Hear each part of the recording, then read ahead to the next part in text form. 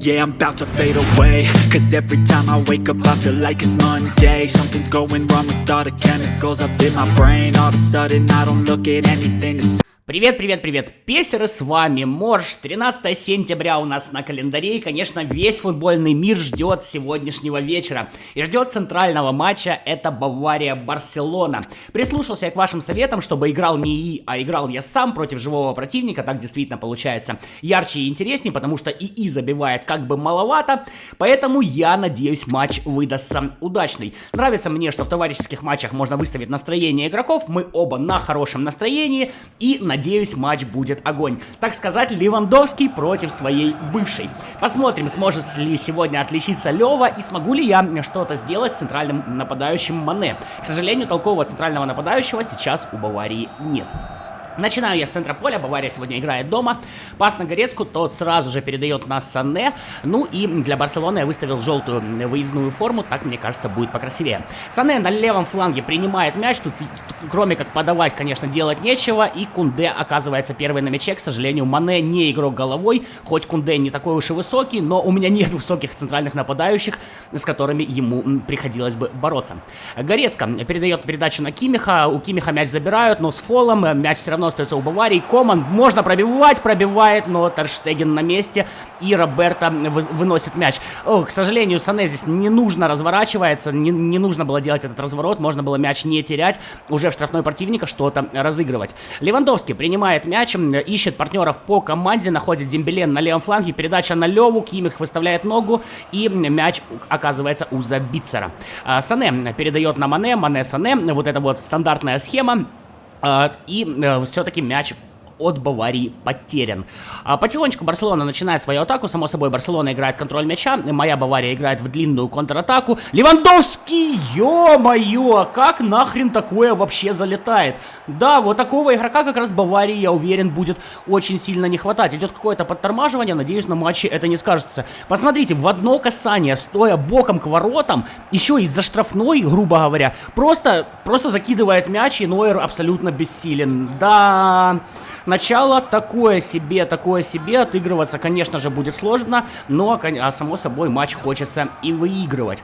Опять идет какое-то подтормаживание, господи, что у Konami с серверами, я, если честно, не знаю, даже в товарищеских матчах иногда бывают проблемы. Это, конечно, очень сильно раздражает, а тем более это раздражает, когда ты играешь ивент, там, допустим, на те же 50 золота. Горецка пытался передать мяч в центр, но Барселона перехватывает. Де Йонг на финтах обыгрывает Педри. У него весь правый фланг свободен. Передача на Левандовского. Посмотрите, Левандовского снова никто не держит. Нойер на месте, но Педри первый на подбирании. Да, только сказал, что один мяч будет сложно отыграть, а тут сразу же влетает второй. Обратите внимание на Упамекана, который просто где-то там тусует. Левандовский один, никто его не накрывает и никто не закрывает. К сожалению, у нас нет индивидуальных указаний игрокам, как есть на ПК консольных версиях, а они бы нам очень пригодились. Здесь персональная опека прям была бы нужна. Ну ладно, 23-я минута, еще полтора тайма у нас впереди, и в принципе, сами знаете, в нашем песе может все очень быстро поменяться. Забицер отдает на Сане, но Кунде на месте, попадает в него просто мяч, и, к сожалению, до Сане мяч не доходит. Но есть ошибка, есть перехват Коман, Сане пробивает головой, и как из этой позиции можно не попадать? Да, Левандовский, блин, просто в одно касание из-за штрафной ложит мяч, который не забирает Нойер, а Сане умудряется, да, хорошо, он не слишком хорошо играет головой. Но в 7-метровые ворота, ну, наверное, можно попадать, и... собственно, хотя бы один мяч отыгрывать. Хороший момент, но, тем не менее, не очень хороший Сане. Жалко. Тем временем 30-я минута у нас уже подходит. Полтора тайма, чтобы отыграться, а желательно бы и выиграть. Кимих отдает передачу на Забицера. Тут у нас Мане, к сожалению, ну, не центральный он нападающий. На фланге он чувствовал бы себя хорошо. В центре слишком много у него противников и оппонентов. Мане пытается подключить Забицера, не получается. Альба мяч перехватывает. В центре поля Кисье ищет партнера, находит Педри, передача на Левандовского. Так, здесь нужно перекрывать нужно возможные варианты паса. Горецка мяч пытался забрать, но, к сожалению, забирает мяч с фолом. Передача на Кисье. Кисье разворачивается, находит Педри. Снова никто не накрывает. Бавария что-то решила поиграть без прессинга, но мяч все-таки получается забрать. Итак, передача на Мане. Подключает сразу же по левому флангу Кимиха. Сане начинает забег. Мане принимает мяч. Не получается развернуться. Арауха мяч у него забирает. Левандовский. Сразу же передача на Рафинью. И Рафинья заброс на Левандовского. Так, здесь нужно аккуратненько сыграть. Главное, чтобы мяч не перехватили, потому что я часто парюсь и на таких моментах просто отдаю мяч сопернику.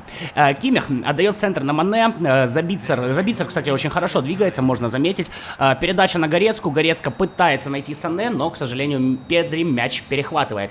Итог 0-2. Первый тайм мы заканчиваем. Был у меня один хороший момент у Сане, ну, можно так сказать. Пока что перестраивать я ничего не буду.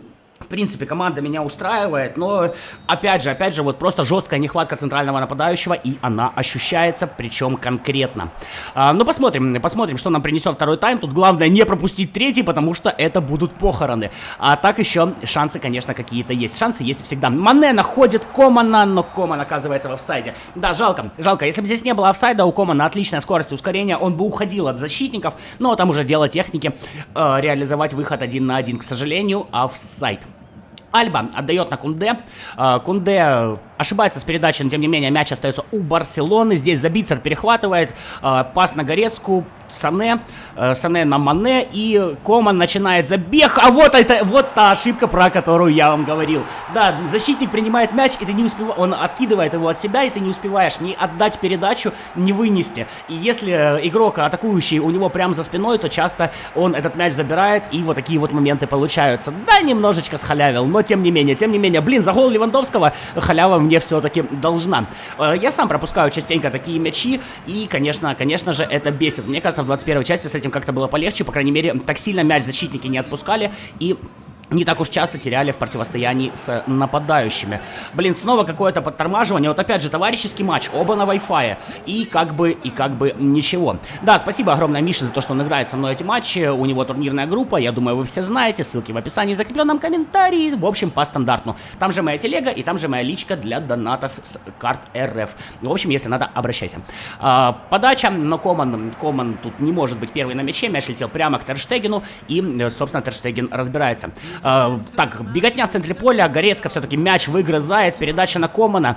Прессинговал Кисье и мяч забирает. Но все равно мяч пока что еще у меня, то бишь у Баварии. Мане отдает на Сане. Так, ложится в подкате, есть время развернуться и, блин, штанга, тем не менее фол. Ну, можно было и сразу попадать в ворота. Сане. Вроде бы вот все правильно сделал, пауза, игрок лег в подкате, развернулся, пробивал, удобно, все хорошо. И если бы здесь не фол, то, конечно, этот момент просто было бы очень обидно. Ну, попробуем реализовать штрафной. Супер мастеров штрафных у меня нет, давайте смотреть. Ага, Миша отводит Рафинью. Ребят, не отводите игрока, потому что можно сделать вот так. И у меня не прожимается удар сходу. Все, меня эта игра просто скоро убьет. Но вы понимаете, что Горецка должен был пробивать сходу. Нет, вместо этого он делает шаг, он пробрасывает мяч и теряет момент. Но, в принципе, поставьте себе галочку, что вот так вот штрафные можно вполне себе разыгрывать. Мане не получается у него обработать мяч. Кунде здесь справляется. Да, Кунде не особо высокорослый, но с Мане справляться он без проблем будет. Левандовский. Я зачем-то вывожу вратаря. Миша. Повезло.